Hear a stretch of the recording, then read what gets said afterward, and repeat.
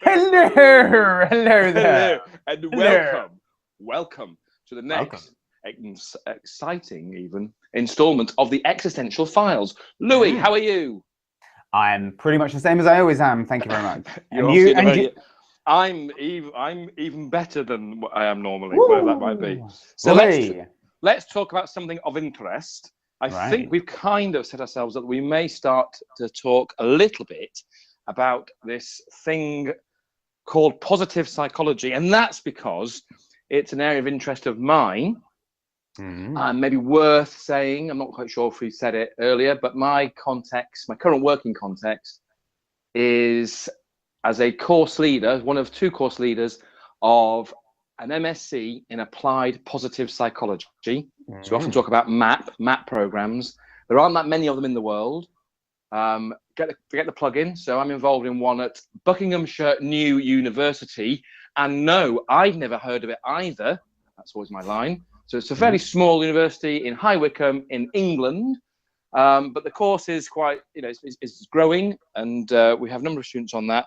And we explore this idea of positive psychology.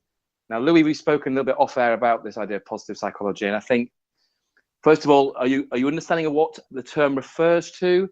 Yeah, I think my first question is, what is it all about? What? Yes. I haven't got a Scooby-Doo. And so given then, I suspect the word must be on positive, because I would say to you, well, what do you mean by positive? What do you mean by psychology? Well, you're a psychologist of sorts, in that you have a degree in psychology, a PhD in psychology.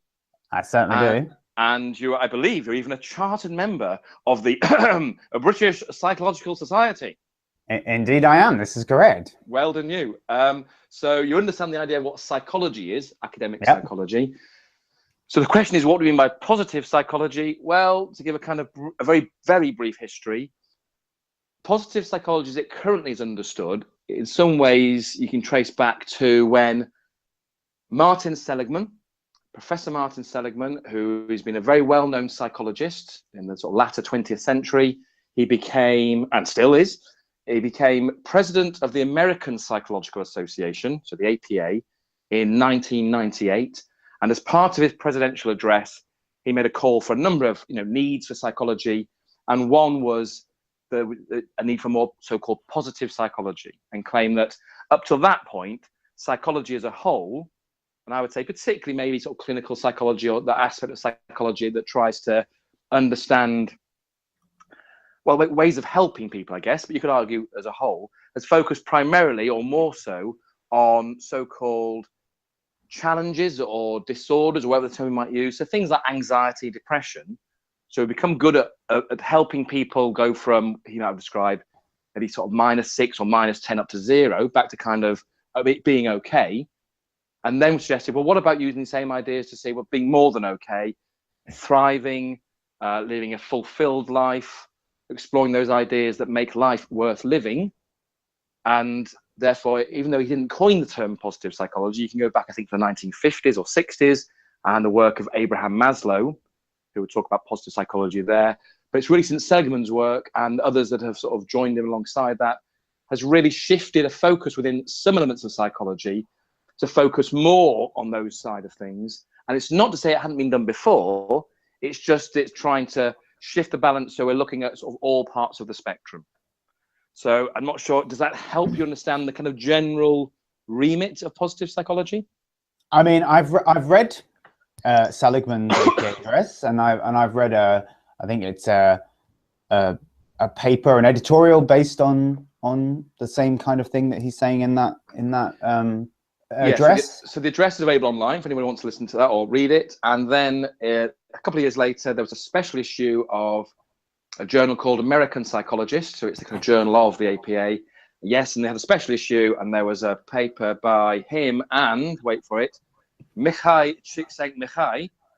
Bless you. Yeah, thank you. And I've probably pronounced that correctly. I believe I think Mihai Csikszentmihalyi. Oh, think of it again. He is known as Mike to his friends, I gather. Right. Not that I'm one of his close pals. Right. And Professor Martin Seligman is Marty. Show. Maybe Well, let's do a podcast together. If Maybe things they get should. desperate, they could do a podcast together. So yes, those are the resources that people can go and read. So Louie, what's your take? Or what you think? I mean, I must admit, I spent several hours reading these papers, and I mean, you were saying I'm a psychologist, and psychology is one of those areas for people who, I mean, I always think when you say you're a psychologist, I don't know if this is your experience, Matthew, right? But I remember the first thing people would say to you if they haven't got an idea about psychology, they go, "Oh, can you read my mind?" Absolutely. And are you analysing me now? Yeah. Do you know my deep dark secrets? And we say, no, it really isn't like that. It's I neither know nor care. No, but it's a science like biology. If somebody says you're a biologist, if somebody says they're a physicist, then we don't really know what they're doing because it's a very wide area. And then you have to ask them more about it. And so if someone says they're a child psychologist or someone says they're a cognitive psychologist, I kind of have an idea of what they're doing. With positive psychology, I really still am at a loss to kind of understand what they're trying to do. So maybe you can help me understand more because I'm really not quite understanding. And whether it's the jargon, I found a little bit, there's a lot of jargon and I'm worried whether it's smoke and mirrors. Is it that, there's lots of big words there, but what does it actually mean? And are they, and I really, I mean, I've said, you and I have discussed this before, and I asked you whether it was a kind of psychological transhumanism. And transhumanism is the idea that as human beings, we look at the organism we are, we look at the animal we are, and we make man anew. With the power that we have, we make man anew. And is that what positive psychology is? Is it the psychological version of, say, a kind of biological transhumanism? No. Next question. Well, no, you try. I'd like to know more what it is. Do the usual academic debate and go, it's an interesting question. And well, one is no. So you could stop listening at this point and say, okay, I've got one answer. No, it's not that. So we can then explore what do you mean by transhumanism? How is it not that? But I would say the thing I picked up from what you said, it's not about trying to completely reinvent. I think last time we spoke, completely reinvent what it means to be human. In part, it would be about genuine understanding precisely what it means to be human and look at all aspects of human experience and human psychology. So that would be one part of it. In terms, I think always one of these questions would be, this idea of, is it a science? Well, as much as other areas of psychology could be described as a science, and there's debate there, there'll be non-psychologists, as in the so-called hard sciences that you mentioned, physics and chemistry and biology, who would regard psychology as a so-called soft science or a social science. So you can, then again, where we started with the early podcast was, again, the nature of science and the extent to which it can help us with those really big existential questions. Psychology, broadly, the so-called study of the mind and behavior, those kind of things. Positive psychology, you could just simply say, primarily, as an academic discipline, is therefore the study of those elements of human experience which might be at that so-called the wider spectrum. So let me go to part of the master's course that I teach on. One of the introductory module, the subtitle is Happiness, Wellbeing and Flourishing. So essentially in that module, in that course, over the course of it, we start with this idea, well, what does it mean to be happy? Because most people have an opinion on it, and it's that idea of, well, broadly, what do I mean by happiness? We then discover that's a bit of a what's the word, a messy or a fluffy term or difficult term, a slippery term kind of thing. We then start to explore how psychologists have attempted to study these ideas in a kind of so-called scientific way, in the way that psychologists typically study things.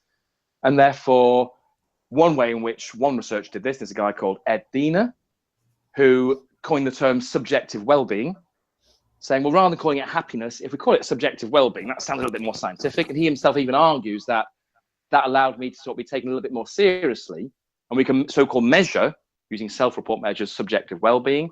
So there's plenty of research, a lot of the research towards, I would say, the late 20th century, early 21st century, that looks at so-called the psychology of happiness, will be broadly looking at things like subjective well-being, and that can include the extent to which people are satisfied with life, so as one measure, one aspect of that. There's also other work looking at what's been called psychological well-being, and the key name of that would be Carol Riff. The person is Corey Keyes, who developed ideas of psychological well-being. And in fact, Corey Keyes' work, that built upon and linked with Carol Riff's work, in some way try to argue that we've got a great, a big language and a ways of so-called diagnosing mental, in quotes again, illness.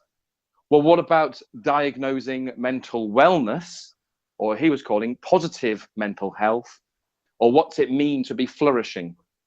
So then we talked about this idea of psychological well-being, what it means to flourish and thrive.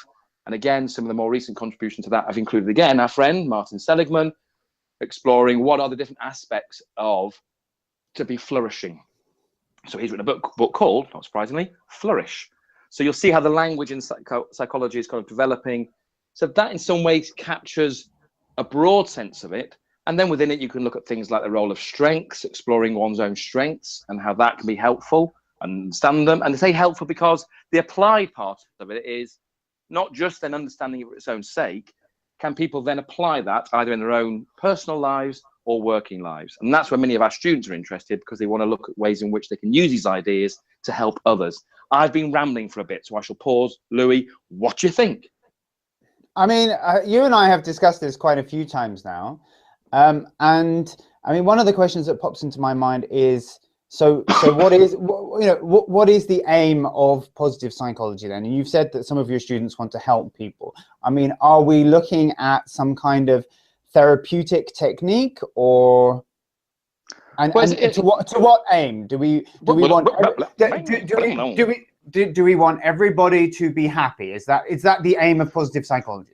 So I think that's your way of framing it as being close to transhumanism. If we can, I think again, when you've mentioned something before, is that if one approach or the approach of transhumanism is to eliminate pain, that sounds a little bit like what we're describing here. Can we make it so that everyone's happy all the time, and therefore we've done our job?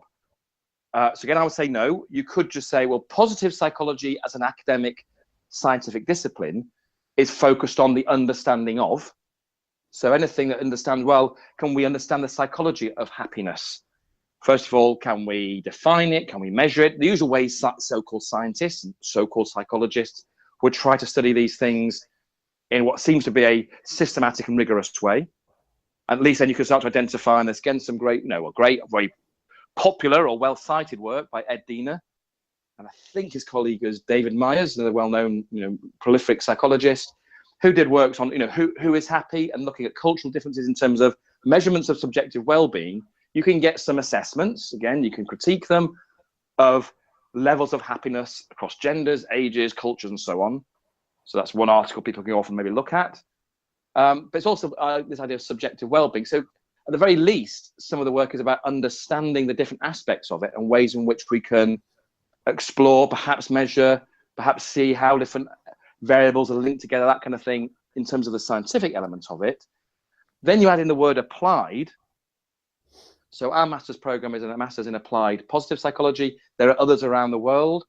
So within the UK, there's also one at the University of East London, although that's sort of changing, is now an MSc in applied positive psychology and coaching psychology.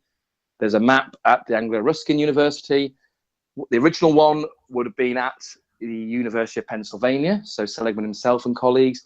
And the idea there is recognizing there are ideas here that many students may want to come and first of all learn the science of it and look at how it can be applied. And in that context, it is very much an applied discipline. And in fact, my undergraduate degree was a BSc in applied psychology, saying, well, what ideas within this can help us to just in different contexts?